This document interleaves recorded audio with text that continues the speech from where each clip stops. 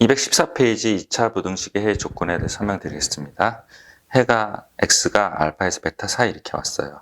이게 알파랑 베타는 근이란 뜻이죠. 근데 이게 안쪽 범위잖아요. 그래서 x-알파, x-베타는 0보다 작다. 안쪽 범위일 때 0보다 작다. 이렇게 본다고 했죠. 그래서 요거를 그림을 그려봐요. 그래서 요게 y값이잖아요. y가 0보다 작다는 거니까 이게 x축이면 0보다 작다. 이쪽을 얘기해요.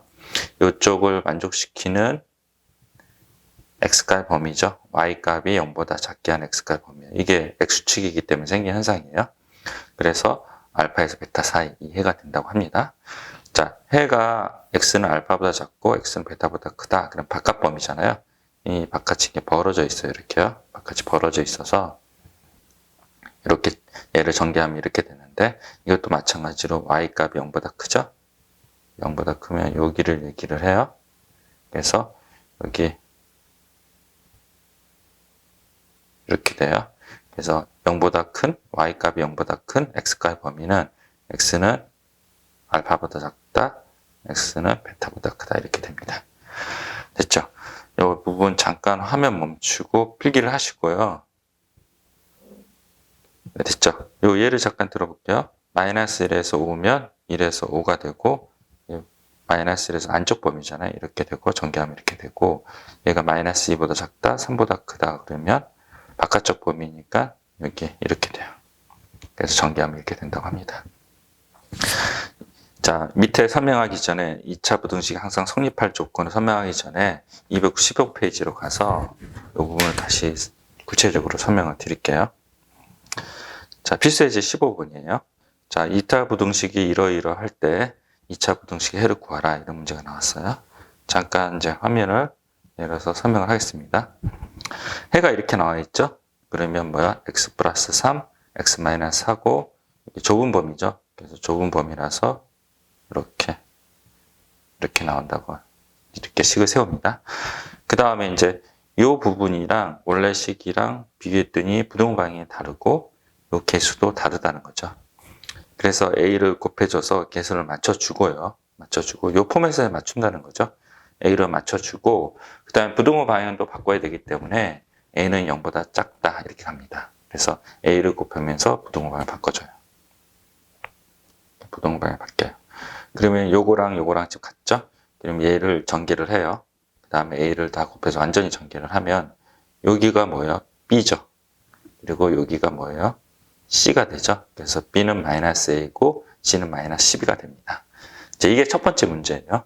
그 다음에 이럴 때 2차 부등식의 해를 구하라 그랬으면 이 b 자리에 요거 마이너스 a를 대입하고 c 자리에 마이너스 12를 대입해요. a가 공통으로 있으니 인수분해를 하고요. a로 인수분해하고 그 다음에 2차 방정식을 다시 인수분해를 했어요. 근데 2차 부등식의 원칙은 최고차의 개수가 양수여야 되잖아요. 그래서 a가 지금 음수라고 했잖아요. 그래서 뭐예요? 최고차의 개수가 양수가 되어야 되기 때문에 a분의 1을 곱해줘요. 그래서 a분의 1을 최고차의 개수 양수해야 되기 때문에 a분의 1을 곱해주면 부동호 방향 뒤바뀌어요. 다시 이렇게 바뀌고 이렇게 나옵니다. 그러면 마이너스 4에서 3 사이 이렇게 계산한다고 합니다. 아시겠죠? 잠깐 화면 멈추고 필기하시고요. 제가 위서부터 내려다 드릴게요. 네, 잠깐 화면 멈추고 필기하십시오. 됐죠? 그리고 여기 됐죠? 화면 멈추고 필기하십시오. 됐죠? 214페이지로 다시 가겠습니다. 214페이지 두 번째 항목이에요. 자, 2차 부등식이 항상 성립할 조건을 구하라 이런 문제가 나왔어요. 자, 뭐냐면 ax제곱 플러스 bx 플러스 c가 0보다 크는데 모든 실수 x에 대해서 항상 성립할 조건을 구하라 그러면 a는 0보다 커야 돼요. a는 0보다 커요. 그래서 이런 거가 돼야 되고 그리고 공중에 떠야 되죠. 공중에 떠야 되는 게 x축과 만나는 점이 없으니 반표시 0보다 작은 거예요. 그래서 두 개의 공통 범위를 구해야 돼요. a가 만약에 음수라면 제가 그린 것처럼 이렇게 돼요. 근데 a가 음수이면 여기는 양수일지 모르지만 이쪽은 음수가 돼서 모든 실수 x에 대해서 항상 성립하진 않아요. 그래서 0보다 클 때는 A나 0보다 커야 되고 이것도 마찬가지 0보다 작을 때는 A는 0보다 작아야 돼요. 그리고 A가 0보다 크고 판별식 0보다 작은 게 공통 범위가 돼야 되고요. 그래서 이 첫 번째 요구를 설명을 했습니다. 두 번째 이거는 등호가 들어갈 때는요. 이 판별식에만 등호를 붙이면 된다. 이렇게 외우시면 되고 ax제곱 플러스 bx 플러스 c가 0보다 작으려면 a는 0보다 작아야 되고 공중에 떠야 되니까 아래로 떠는 거죠. 그래서 판별식이 0보다 작아야 됩니다. 됐죠? 그래서 공통 범위예요. 공통 범위. 그래서 이렇게 되고 얘가 등호가 들어가면 얘도 등호 들어간다. 잠깐 화면 멈추고 이 부분 필기를 하십시오.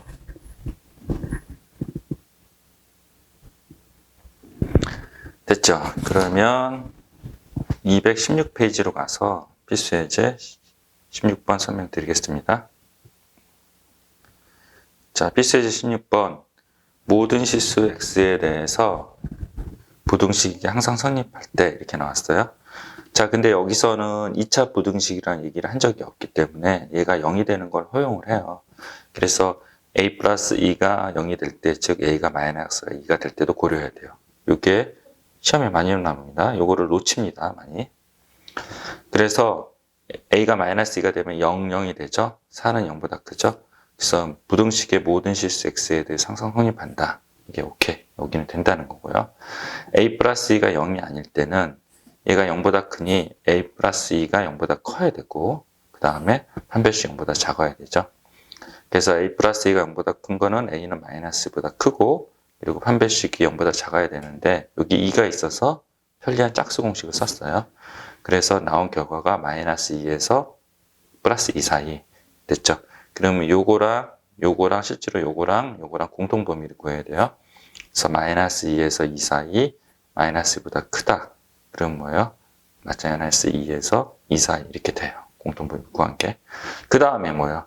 케이스 분리를 했죠. 얘는 합범위를 구해야 되죠. 합범위 화살표 이쁘게 써드릴게요. 합범위를 구하면 여기 마이너스 2도 된다 그랬죠.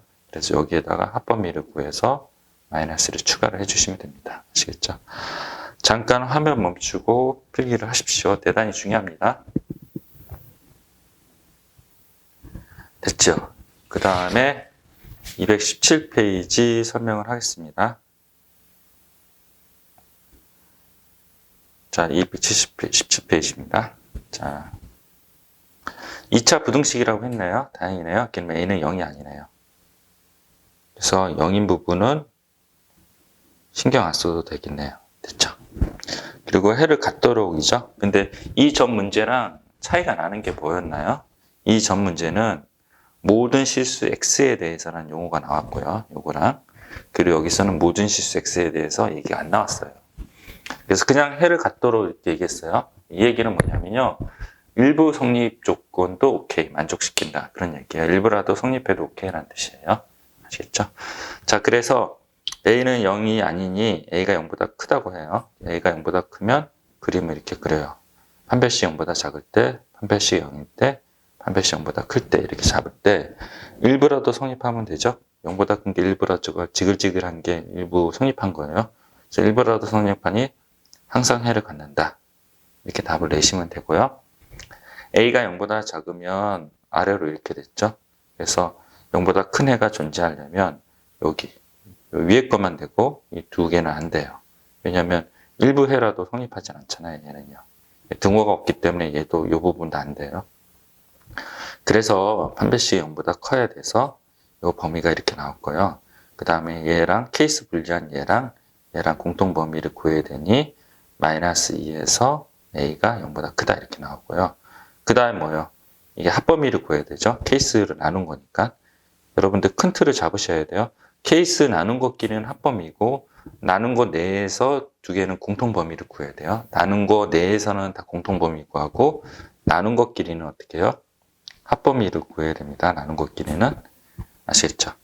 그래서 여기서 요거랑 요거는 a가 0보다 작다랑 판별식 0보다 크다 이렇게 되는 조건은 공통 범위를 구해서 이렇게 됐고요. 그 다음에 a가 0보다 클 때는 항상 성립하니까 0보다 큰 거를 추가를 합범위를 해야 돼서 합범위는 또는 범위죠. 그래서 마이너스 2에서 a에서 0은 안 들어가잖아요. 그래서 빵꾸를 뚫어진 이런 거를 합범위를 구해서 답이 이렇게 된다고 합니다. 아시겠죠? 잠깐 화면 멈추고요. 필기를 하십시오. 됐죠? 그리고 가장 중요한 발전 예제 18번입니다. 이게 너무 어렵고요. 설명을 집중해서 들으시고 필기도 아주 잘 하셔야 돼요. 대충 하지 마세요. 여기에 요거 넘어가는 요 선서부터 여기 새까맣게 친 것까지 대충 하지 마세요. 제발 부탁드립니다. 자, 첫 번째 요거를 설명하기 전에 배경 지식에 대해서 설명드릴게요. 요거를 확실히 알고 가셔야 됩니다. 됐죠? 자, 이겁니다. 모든 실수 x에 대해서 ax 제곱 플러스 bxc가 0보다 크다 이렇게 나왔었을 때는 어떻게 한다 그랬어요? 공중에 떠야 되니 모든 실수니까 이렇게 돼야 되고 a는 0보다 크고 컴마 한 배씩 0보다 작아야 된다 그랬죠? 이렇게 된다고 했어요. 근데 이제 제한된 범위로 바뀐 거예요. 제한된 범위. 뭐냐면 1에서 4 사이에 요게 항상 0보다 클 조건을 구하라 이렇게 문제가 나온다고 합니다. 그러면 이거는 케이스를 두 개로 나눠요. 꼭지점의 x좌표가 범위 내에 있는 경우, 꼭지점의 x좌표가 범위 바깥에 있는 경우, 외에 있는 경우 이렇게 나눠요. 그래서 이렇게 긋고 1, 4가 있고요. 등호 달아갔으니까 새까맣게 쳤죠. 꼭지점의 x좌표가 1에서 4 사이일 때는 한 4가지 경우의 그래프를 그려요. 반드시 그래프를 그리셔야 돼요. 그래프를 정확히 그려야 돼요. 그래서 이렇게 판별식 0보다 작을 때, 판별식이 0일 때, 둘 다 판별식 0보다 큰데, 하나는 꼭지점 x좌표가 여기인데, 여기를 선상을 위로 올라가는 경우랑 완전히 벗어나는 경우, 이 4가지를 꼭 그리셔야 돼요. 4가지를. 그래서 이 범위 내에서 0보다 큰 거는 판별식 0보다 작을 때 성립을 하죠. 판별식이 0일 때는 어떻게 해요? 등호가 안 들어갔으니 이 부분이 성립 안 해서 안 돼요. 그리고 얘도 성립하지 않고요. 여기는 성립하지만 여기는 성립하지 않죠. 얘는 다 성립하지 않죠. 그래서 둘 다 판별식이 0보다 큰데 얘도 성립하지 않고 얘도 성립하지 않고요. 유일하게 성립하는 건 판별식 0보다 작다죠. 이 얘기는 판별식 구분이 가능하다는 얘기예요.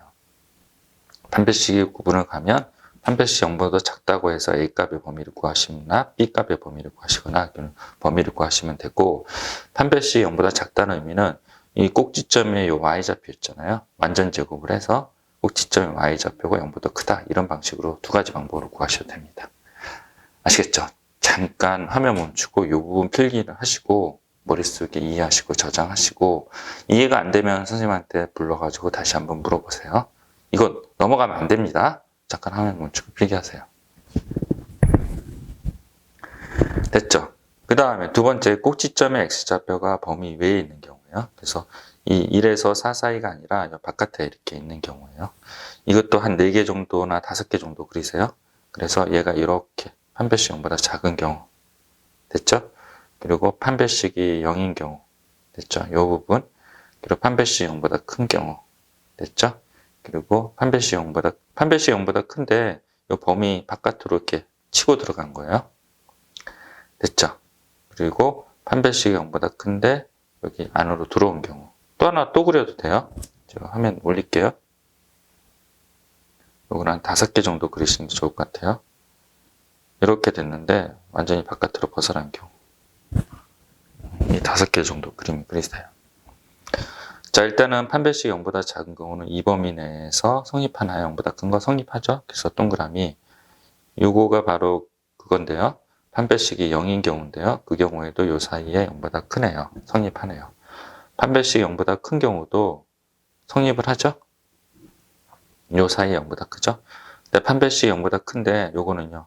요거는 성립하지만 요 부분은 성립하지 않아요. 그래서 X가 되고요. 요거는요. 판별식이 0보다 크죠? 모든 구간에서 다 성립하지 않죠. 이렇게 돼 있어요. 자, 그러면 판별식이 0보다 작을 때 성립하고 0일 때 성립을 하고, 여기까지는 좋아요. 판별식이 0보다 큰데 얘는 성립하는데 이 두 개는 성립하지 않아요. 판별식으로 일관성이 있어야 된다는 거죠. 판별식으로 이거는 구별하지 못하는 경우예요. 됐죠? 판별식 구별하지 못하는 경우라서 이런 경우는 경계값을 한다. 경계값은 뭐냐면 F2를 대입한 요 값 있죠? 그리고 여기 올라간다고 칩시다. 그리고 F4를 대입한 요 값이 둘 다 0보다 크면요. 이 조건을 만족시킨다는 거죠. 이게 경계값이에요.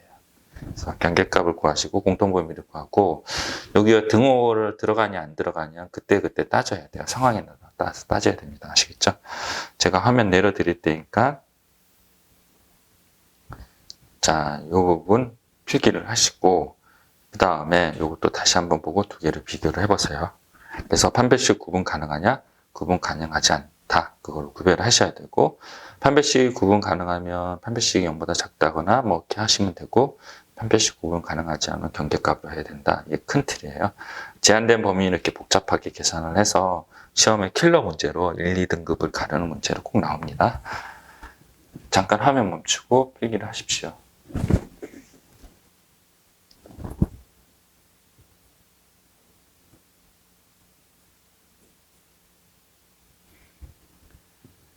됐죠?